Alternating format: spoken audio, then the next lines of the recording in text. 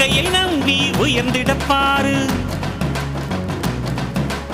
உனக்கென எழுது ஒரு வரலாறு உனக்குள்ள சக்தி இருக்கு அதை புசிப்பிட வழிபாரு சுபவேளை நாளை மாலை சூடிடு அட எவனுக்கு என்ன குணம் எவனுக்கு என்ன பலம் கண்டதில்லை ஒருவருமே ஒரு விதைக்குள்ள அடைப்பட்ட ஆலமரம் கண்முடிக்கும் அதுவரை பொறுமனமே சிங்க நடை போட்டு சிகரத்தில் ஏறு சிகரத்தை அடைந்தால் வானத்தில் ஏறு எம்பேரு படையப்ப இடப்பட்ட நடையப்ப என்னோட உள்ளதெல்லாம் இளஞ்சிங்க படையப்ப